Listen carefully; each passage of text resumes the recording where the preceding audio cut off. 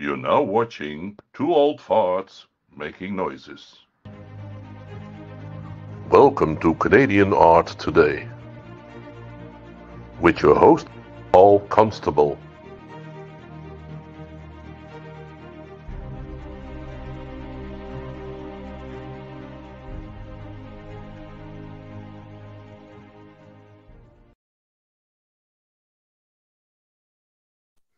I got it right this time. I'm very excited.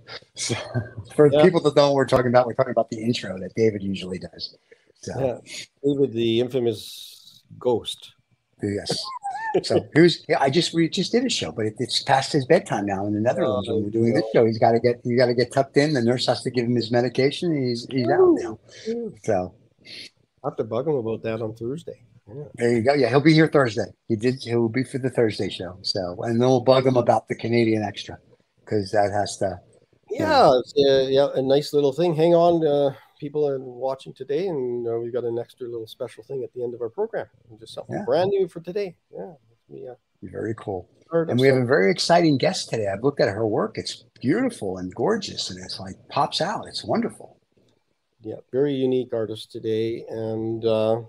On behalf of Canadian Art Today, we'd like to, I guess I'll just introduce her. And Colleen Gray, who's a Mi'kmaq artist, background, I guess, and she's an Indigenous artist from Ontario. And her work is just amazing. I think it's something that it's close to, you can get to being part of Earth and in the environment as far as statements go. And connection. I guess we're really talking about connection. And before we get me ranting away here, we're going to bring Colleen on and just do that. Hello, Colleen. Welcome to the show. Thank you. Yeah. It's amazing background you have there. I love Thank you. I'll duck it out of the way. Duck out of the way there. I got questions about that one. Sure. And of course, that one is part of our programming, Well, welcome to our show. Thank you, Paul. It's nice to be here. It's I think you're the first Indigenous artist that we've had, which is it's negligent necessarily of me, not necessarily. I think we've had maybe a Métis artist, but we're really trying to diversify everybody's vision. Like we all have visions as artists, and you have.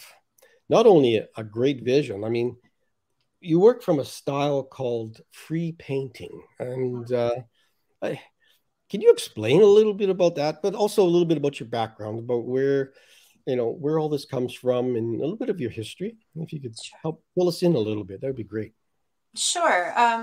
So I didn't grow up in my culture. My mother's people were denied her culture. My grandfather was Mi'kmaq. And my grandmother was Acadian. My dad is Irish. So I'm a bit of a mixed blend. But once I did discover my heritage, I began an exploration into what indigeneity was and what Indigenous ways of knowing are. And that took me on a 30-year journey, much of which is reflected in the work that I do today. The piece that you're seeing in the background here, I'll duck again and get out of your way. It's called Gratitude. And this is a woman who is sowing seeds into the universe. She's spreading beautiful energy into the clouds in the universe. And you can see all those stars are picking up that energy and dispersing it, which is indicative of the connection that we have to all living things. And so everything begins as a seed, and everything begins as female and becomes what it will become. So this is a very powerful little piece, but what's so fascinating about it is that the original piece is 24 by 36. This is about maybe 2 inches of the piece magnified. And that's the beauty of some of the work that I do, is that these beautiful, powerful little images show up, and they're there as long as the water wants them to be there. And then when they're gone, they're gone. Yeah, we will be bringing this image up, and when we talk about it a little bit farther down the pipe here, we'll just get a few things underway here. But, I guess maybe we'll just start with an image here, our first image here, Stephen. I mean, storytelling is probably one of the I guess, the strongest aspects of Indigenous works. It's carried from generation to generation for centuries, because of the written word wasn't there specifically in the early day. There is now written word for it. Later on, there was written word, but I think some storytellers are better than others, as everyone knows. And your work has this visual aspect to it. It's not just a story anymore, which is really ingrained. You have a good person who can tell a good story. It keeps the audience and the people interested, and they spread that word. Yours is this visual punch. I'll call it a punch because it is. Can you tell us how some of this? Okay, this design here, Black Snake Prophecy. So, how do these come about? Are these from dreams, or are they just the process of this free painting? Can you sort of explain that a little bit? How you go about it? Sure.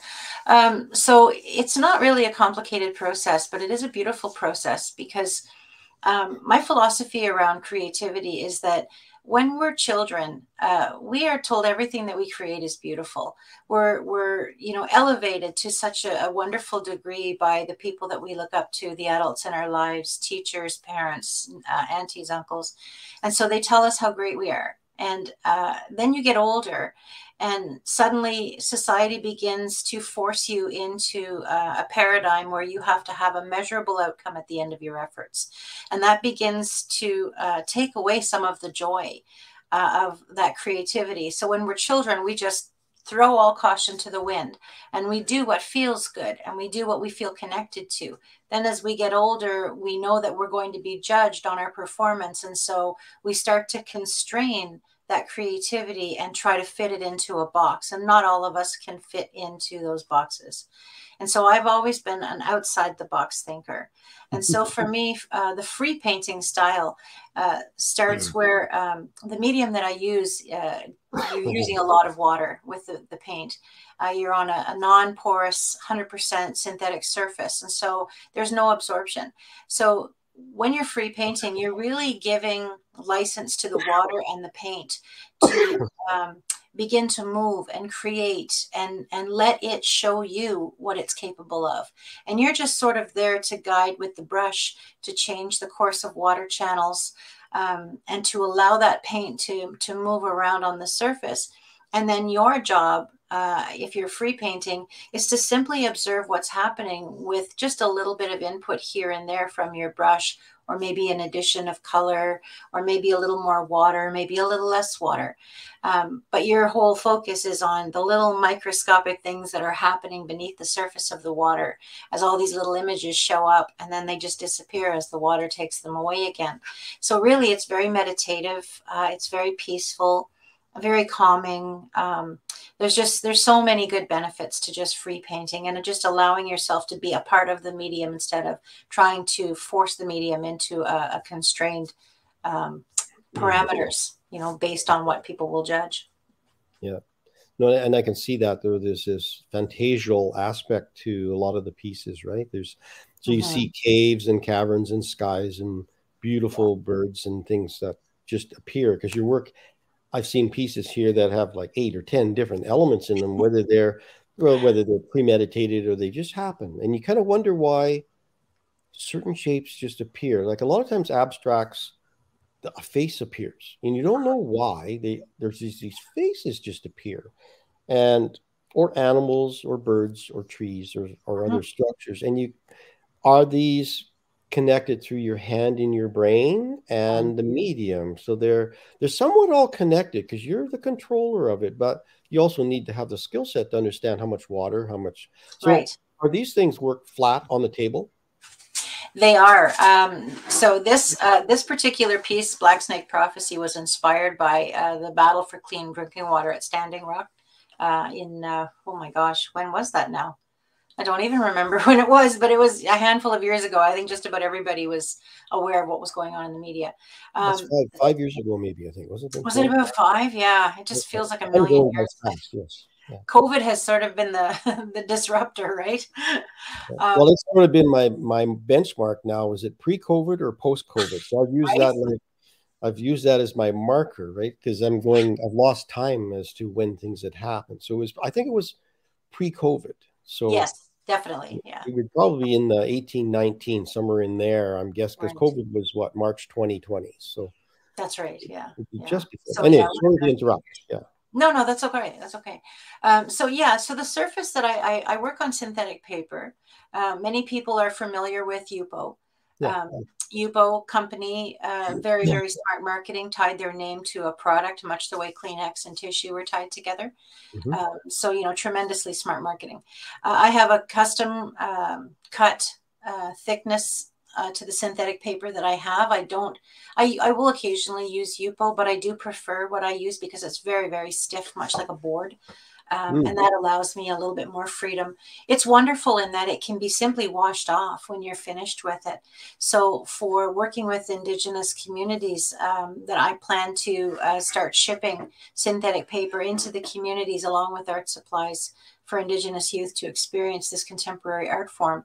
But it is very, very flat, and you do need a pretty level surface. However, if you don't have a level surface, you're going to just be using gravity, and you're going to learn how to work with gravity and with table tilt, and you're going to be able to learn to control it in a different way.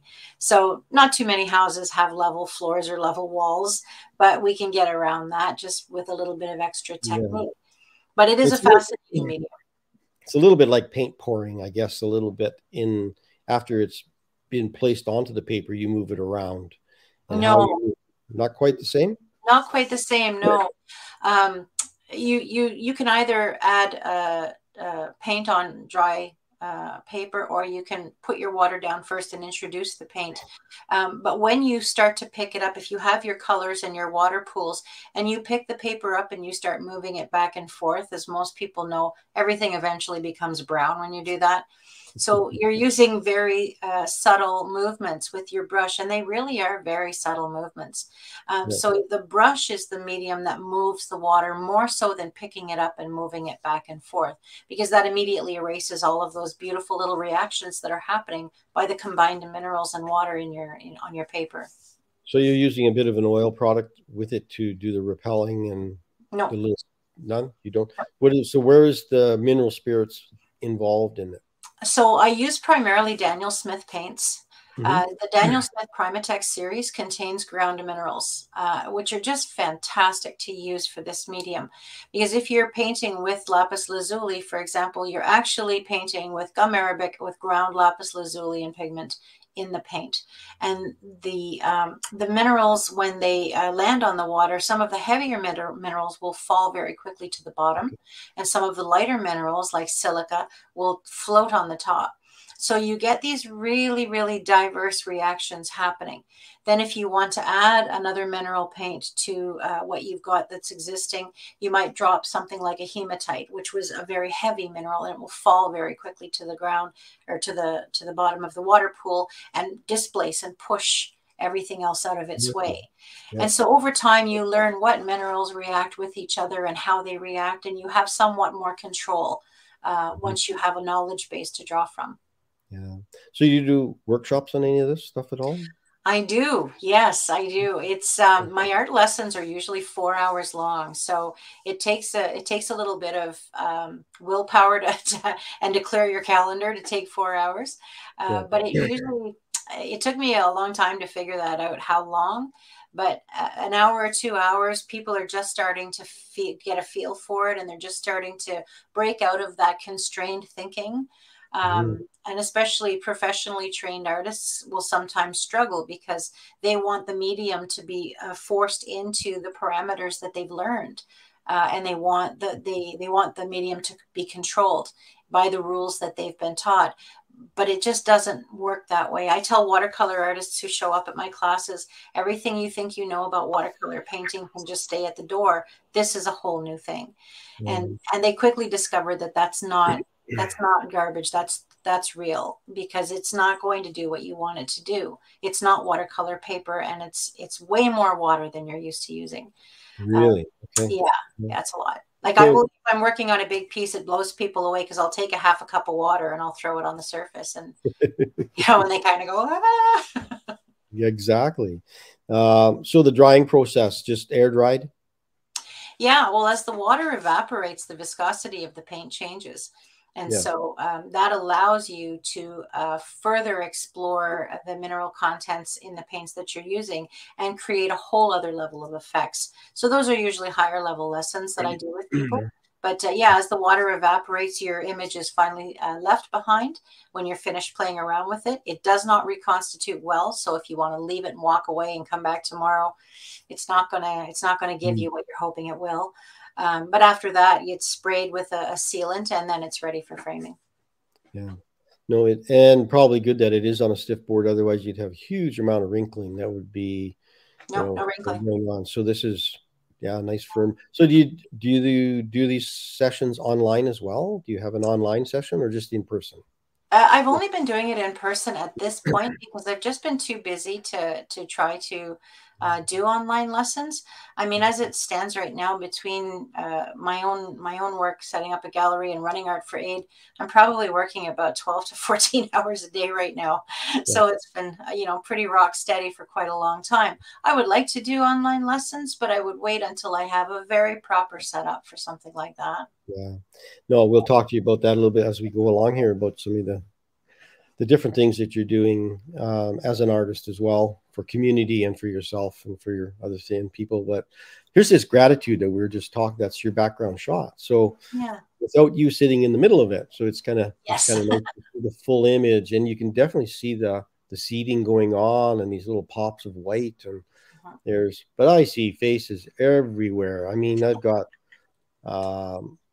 and I can just, I can sit here and start picking them out, but it was just like, and I don't know, there's animals, and there's actually I think either a deer in there. It's on the left-hand side. You can see the antlers sticking up, and it's like beautiful things. I mean, little faces, all kinds of faces.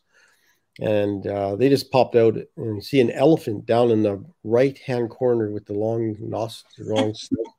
Like there's just, like I said, there is a ton of things and that's what's so exciting about, and I'll call this, it is somewhat abstract painting in a manner, but it is also very storytelling. And when you can see that many faces, and you can see a buffalo, and you can see a bunch of these things, I can see how that is a connection with you and your heritage and back to the land and all the things that you kind of believe in. You kind of wonder whether that is actually locked in your brain anyway, and it's just coming out. And you can't make sense of it one way or the other. It's magic. I just leave it at it's not meant to be reproduced. You couldn't reproduce the same thing over and over again. So one-off, each one's a one-off, and I think you just appreciate each one for what it is and what it says. That's right. Here's the other one that I was enamored by. I mean, I love the title. It's just you can feel this reticulation. I don't know if you've done printmaking before, but there's this reticulation that can happen. This little dot structures that show up in printmaking, and this is evocative. It's almost like an etching, right? Right. Okay. Feels like an etching, and reticulation is a breakup of the pigment and how things fragment and break apart and create texture and stuff on it. Oh, and cool. you can do this reticulation, and I can talk to you later about a master printmaker that has now passed away, but we are hoping to do a show on him and his printmaking processes that will you could use his in a northern community. They don't need very much, and they can make master printing with almost 1,000 line screen. And they can do it on their kitchen table. So, wow. And you just use household things. But anyway, I will talk to you about that. And we will talk about the work of Nick Seminoff. That's who he is. You can look his name up online if you want.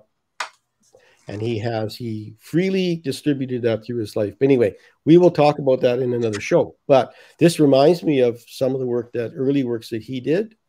Okay. And I think there would be a nice marrying between what is available. Like you are a proponent for promoting the collection of art materials and things for the northern communities, for the Indigenous communities, for kids. And I think anything we can do to help that helps everyone. So anyway, back to these Charge of the Otters. It should be a book cover. This is a book cover. There's a story here, and it would be lovely to see in your mind the story of what is the charge of the otters. This would be a great book. This is a great, I think this one would fly off the shelf and tell your story, because even your titles mean something, right? Yes, they do. I don't see a lot of otters in there right now, but now I'm looking for them, right? Yeah. Well, mostly it's feet. I mean, you have the main otter whose face you can see, and his mouth is open, and he's charging forward. Oh, yeah, I see him now. Yeah, I see him. Yeah, so he's sort of the leader of the pack. And I think for me, when I look at this, I see the voice of the animals who utilize the water to live in. And otters are, they're animals that live on both land and in the water. And so the impact of the environment really hits them hard. Because where the land is poisoned, the water becomes poisoned as well. And so otters have really taken a hit. Sea otters were hunted nearly to extinction. And so, at some point, nature fights back. And so that's what this says to me, is this is the otters charging back and saying, no more. And we have to live here, and we don't do this to your home, and you can't do this to ours. You need to write that book. That's all I'm saying.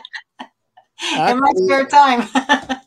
Actually, I know of, he's now passed as well, a musician who had a grant, and he traveled through northern Saskatchewan, and he went to Indigenous communities, and he helped them all write music, the story, and he put music to their words. So you have your kids write your story about the charge of the otters, put it together, and now you've got a book. So all you do is guide them a little bit and let them write the story. Right. And that's what he did with the music. He let them write the music, and he taught them how to write music and do a few things. And then he sat with his guitar and they played the songs. It was just it was an amazing trip. That's so cool. Yeah. That's so cool. A very cool idea. And I think these are magic moments. And I'm so pleased to be able to present some of this stuff to our following, because it's like these things come from the heart. And I think rather than they're not premeditated, they come from another space and time. And I think to be able to appreciate that, like you said, a lot of artists are premeditated in what they produce. That creates their style. But this is also a style. And it's not premeditated, but it's just the way you set your paper up and you set your medium up, and the way you start your morning and the way it ends at the end of the day. And when you do that 10 times, you have 10 pieces that are new, right? And I that's as simple as I can make it. I think you have, and I'll read here a statement that came off of that you have an Artist in Canada on our page, and it says, Colleen states, finding out about my heritage didn't change anything about how I draw or paint. Ink and paint don't care about those things. But I do like the fact that my ancestry hails from a place where they know how to love big, live well, and be kind. So I think that really sums up a lot of things. I was quite taken by that short statement about what you do. So I appreciate that. Anyway, I love these otters. Now, this is the other one I just went gaga over. I said, this is can you tell us about this piece, the Charging Caribou? Yeah, so this was sort of a new medium I was trying on synthetic paper, and I took myself on a couple of days of painting. My life is very, very busy, 7 days a week, and so sometimes I just take off for a couple of days because I have to paint. I don't think I could survive if I couldn't create. So at this particular beautiful place where I was, I had an opportunity to work on some larger pieces. And in the process, I brought a lot of different things with me that I hadn't tried before that I wanted to experiment with on synthetic paper so that I could further expand my knowledge base and my teaching base. So in this particular instance, I brought archival ink with me. And archival ink, I thought, would behave the same way on synthetic paper as any other ink, but it didn't. It gave me a really incredible effect. And so what I've done is I've taken that archival ink. Archival ink, by the way, on synthetic paper takes several days to stop spreading. Yeah. Between archival ink and synthetic paper, but there's something there. So I created a small piece here at home, trying it out to see. Of course, you buy it, you have to open it and try it, right? Who doesn't do that? And then I did this really nice piece. And I thought, oh, this is wonderful. And I photographed it, and I came back the next day, and it was virtually gone. The ink was continuing to spread. And then for 3 days, the ink just continued to spread on a larger and larger. Oh, yeah, it was unbelievable. It wiped out the painting. But it was a fascinating learning curve.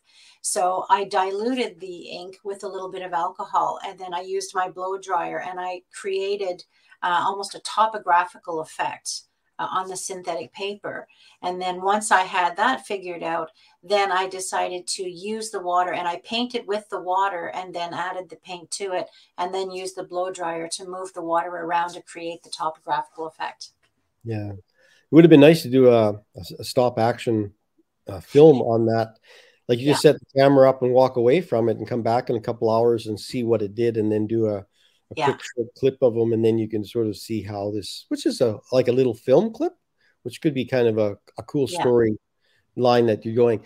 The power in this thing is so lovely. It's just, and the fragmented and the dotted lines, the connectors, I see the landforms, and like when you see muskeg land from when you fly over the territory, this is what muskeg land looks like, where you see the, the aerial view of where you can walk and where you just can't walk, right? Yeah. But there's also this seasonal change in the animal, because the white is interspersed almost 50-50 with the figure. And I do like the fragmented aspects of the figure and the gesture. It feels like rock drawings or some of the early paintings. You're so astute. This is the land and the snow connecting the white and the brown. I've given a couple of classes to some inner city school kids and on petroglyphs and and glyph paintings and things, and we really don't know an awful lot about them. Again, it's part of the storytelling aspect of why was that image placed there. In northern Saskatchewan, there's an awful lot through northern Ontario, but the peoples did travel across the north quite a bit, and they left this imagery, excuse me, on either large stones or on the sides of sheer rock on lakefront in the northern lakes. And what do they mean about? And you're trying to, excuse me, read into what is that about, and the peoples that live there. And it's kind of like a book that's been left to be read. Yes. And you can put the ending and the beginning in as you wish. And the story can be ongoing. And I just hope that they stay for another millennia, these things. So this is a lovely piece. This is one that I would love to see on a very large wall, either in a mosaic or something that is in maybe the National Gallery. Would have, I think what it's called in Ottawa. They have the National Gallery. Yeah, and there's the Indigenous. I'm black. World. It's the museum anyway. Yes, I know the one you mean. This is a piece that you wouldn't be able to do it with your inks, but it could be replicated in wood and cedar and different things and mounted on a wall as part of this environment. Who knows? We'll see this program. It's exciting, and hopefully one day somebody says, I know the lady to do this, because this this tells a lot of things to me. This is one of the nicest pieces I've seen of art for an awful long time. Oh, thank you. Yeah, no, it captured me a little bit, because I've tried drawing animals, and I said I never even thought of drawing them like this, right? I'm not a real portrait artist as far as drawing animals and things, but my horses look like German shepherds. So anyway, I use that loosely. I mean, but anyway, I love this piece, and it just thank you very much. From the moment I'd seen it. Now this is just a little bit more back in our earlier conversation about, I can see how these bursts of color, and boy, oh boy, I'm under the ocean, I'm in the water, I'm above, I feel that splash above that. It's fresh, clean water, and it's just like, yeah, this is a lovely, lovely piece. It's very Disney-like. It's very Fantasia Disney-like, these things. Yeah. Yeah.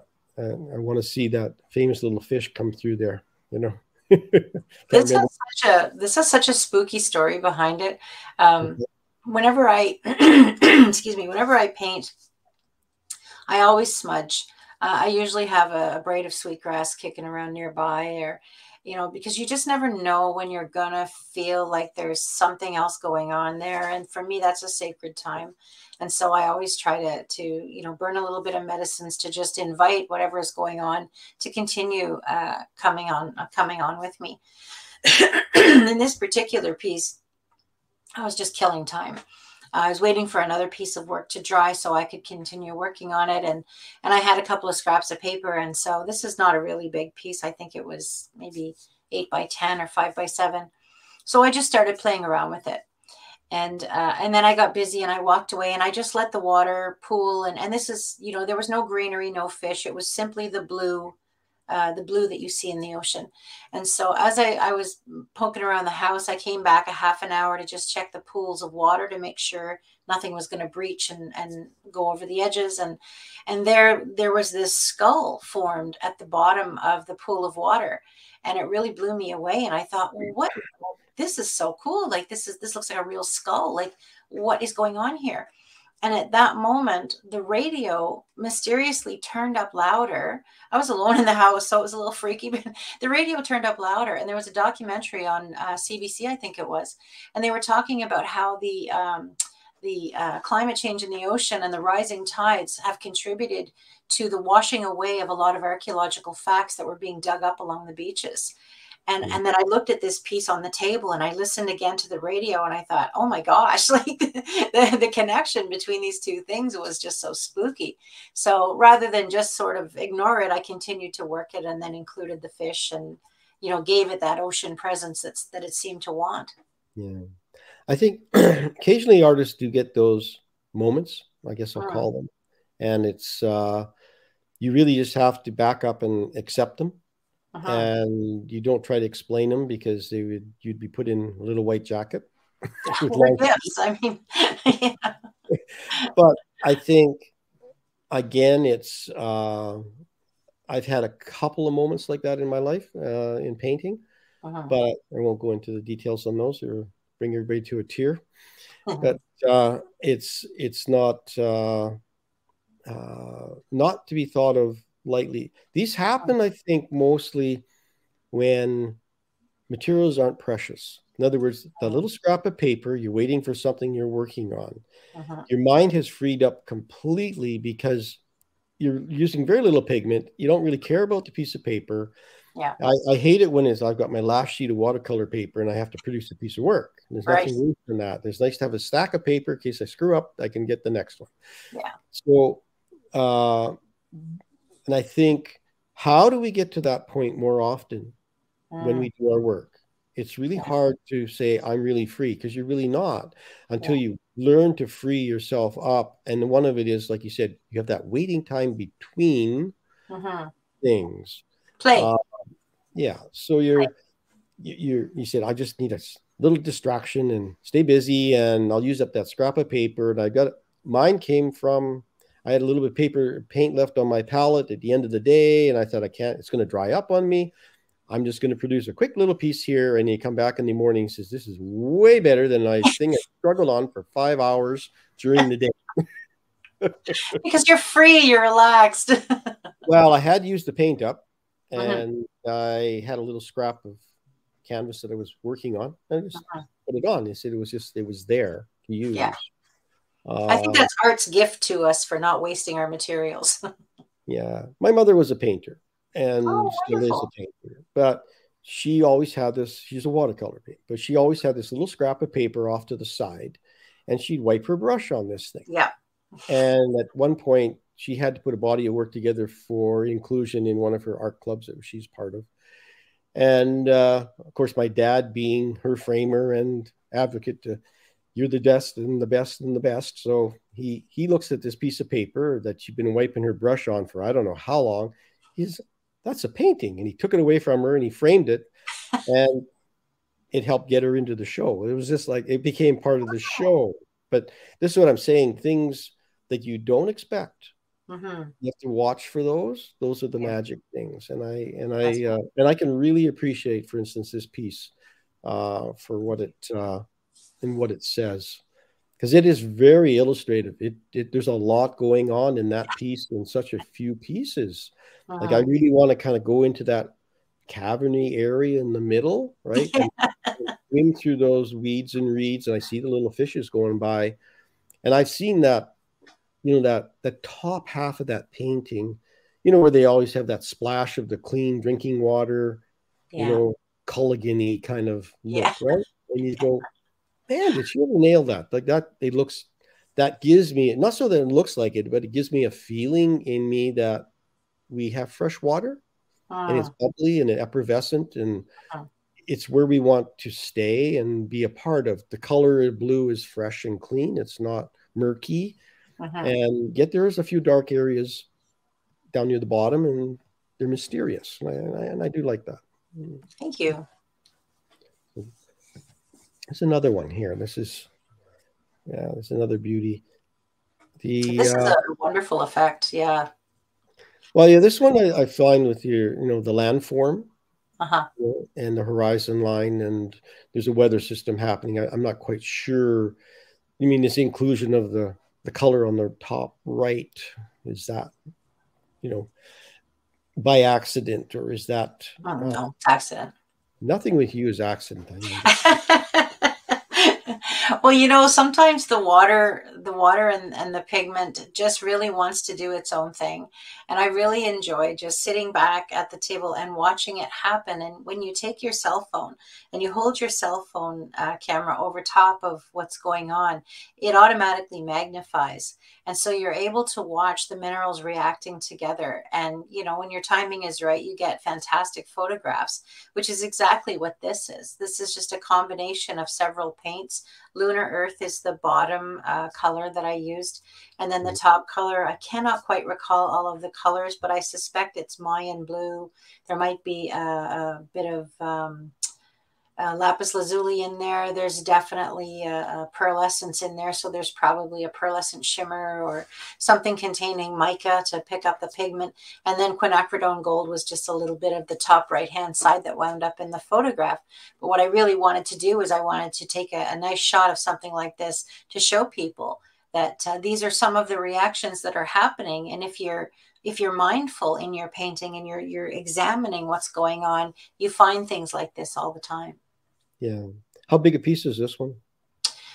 Wow, it's probably about an inch and a half off of a 16 by 20.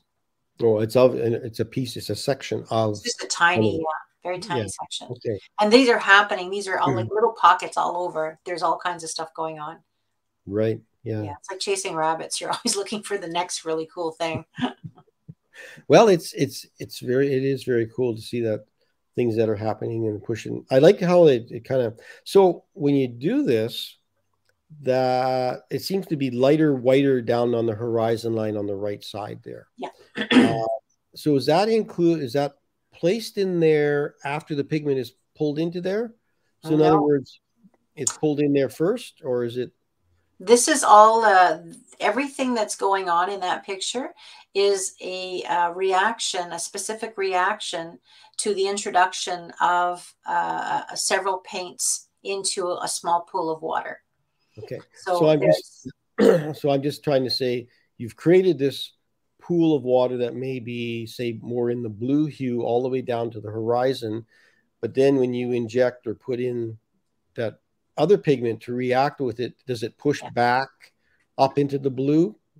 Yes. Yeah. Okay. So, yeah. yeah. You can see the little blooms and the veins that are going on. Yeah. That's the thinner the thinner mineral displacing some of the water and creating that beautiful bloom. Yeah. Right. I know with some artists, especially watercolor, they're masters at the bloom. Right. They can just they can create trees and landscapes and all kinds of beautiful things that are very indicative of what they want. Like, right. It just comes from experience of knowing how much water is in the paper, how much, when to do something. It is pure experience. I mean, the first time you ever do it, it's luck.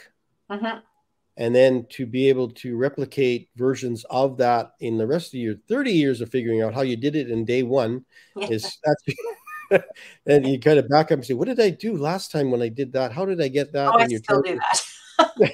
You're trying to remember the steps and the procedure, trying to create the technique. And so much of it is just left to chance too, Paul. Like you know, that giving up that control gives you back these little gifts. It's a wonderful process. Okay, we're going to talk a little bit about your other half of your life. I'll say the other half of your life. Maybe it's even more than half of your life. Takes up a lot. I mean, love of children and what you do as an advocacy. Look at that silly word, advocacy. It wanted to punch the Y over. That's not intentional. Sounds like a asking us why. That's echoing. Yeah, right, Paul. I got to remember there's a cutoff somewhere on the page when I built these. That's funny. It didn't show up when I did the PowerPoint, but it does show up when I place it on this program. I have to remember to move over more. So that's going to do something with some of the other images later on. A little funny. So people, that is advocacy in art. Can you tell us a little bit about your advocacy of the kids program and the love you have for all these children that need so many things? And I think using art to help them and help other people understand about the need. I mean, we are talking about art on here, but how art can be bigger than just about art. And you seem to have found a way to do that. And if you can you help us understand a little bit about what you're doing? Sure. Thanks for the opportunity to talk about Art for Aid. It really is a big passion of mine. So back in 2013, I established Art for Aid to support schools, to bring art supplies into the hands of Indigenous youth in remote communities. Indigenous youth receive about 30% less funding than other students. They have far fewer advantages than other students, and access to quality art learning tools is a part of that shortfall. So when I learned about that, I thought, artists are kind people. They're wonderfully supportive people. And so I reached out to a handful of artists and I said, listen, I want to send a couple boxes of art supplies up to a remote community school for the kids. Do you have anything that you're not using?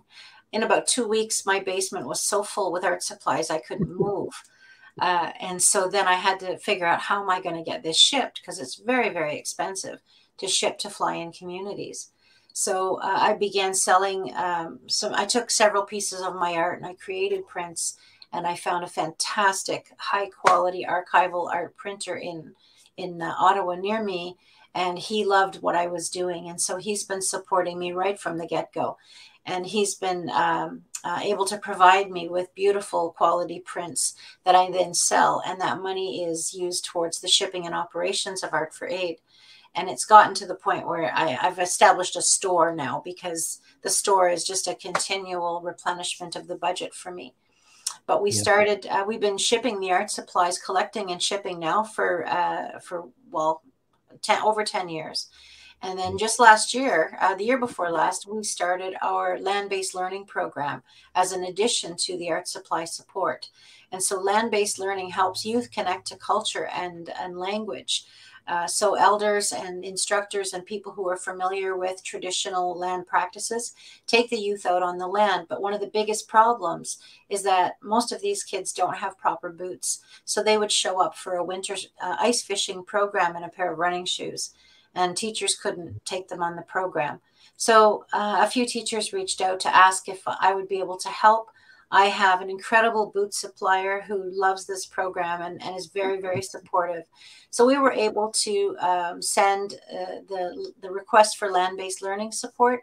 We were able to send them ice fishing kits, pocket rods, lures, but most importantly, we were able to send them really superior quality winter boots that they could spend a day out on a frozen lake in Manitoba for 4 or 5 hours and not even be a little bit cold. That allows the kids to get out into the program and connect to the culture and the language in a way that they couldn't if they didn't have the proper gear. Right. So a lot of your support program right now is in Manitoba, in northern Manitoba? It's all across Canada, Paul. I've been shipping art supplies across Canada now, well, since the very beginning. But the land-based learning program, and I'll ship anywhere, it is tremendously expensive to put these programs into the schools. So we always try to ask the schools if they're able to support with shipping. That way I can focus my fundraising efforts on getting them the gear that they need instead of, paying $1,000 to have these things shipped in. And they probably have to be flown in a lot of times, do they not? Yeah, most of the communities on the communities winter road or on the ice roads and things. Yeah, you can get, if you're going in the winter, you can get on the ice roads, but you got to be quick because the trucking companies are their trucks are pretty jammed. We've had some support, but it's really hard because everybody wants stuff brought in for free. But the ice roads pretty much by March, it's really unpredictable these days, to predict when the ice roads are going to close. But by about March, somewhere between December and March, you've got your window. And if you can't get it in there by then, well, then you're going to have to go by Canada Post. And that's really expensive. Well, and just this last 2 years, I've had to help disperse art materials from senior artists that either have passed away or no longer do their work. And you're going, how do I give these into the hands of people that can use them? Locally, we give them to inner city schools and some of the other programs and stuff. And some artists do buy this stuff, but for the family. But a lot of times this is gifted things. And you go, there's hordes of this materials across Canada from families that have this in their estate from their either father or whether family member that had it. And you go, what do I do with all this stuff? People do keep Colleen and her advocacy group here in mind, because this is an amazing way to put this product into her hands to get them to our Indigenous communities across Canada now. I didn't realize that. And that really helps people stay within their province and help give to we all have northern communities that need this. We also have inner city schools that need these things. So when you have to disperse within yourself, your hoard, I'll call it, do you really need all those things? And it's nice to have things for your family to keep, for them to learn as well. But I think a lot of times there's excess that we have that just sits there, and you wonder how can I put this into better hands? Yes. And again, for other people that say, I don't have that, but you know what? I don't mind helping financially, because I think you could use that as well to help those that get into the hands, collect those materials and package it. And it all takes time.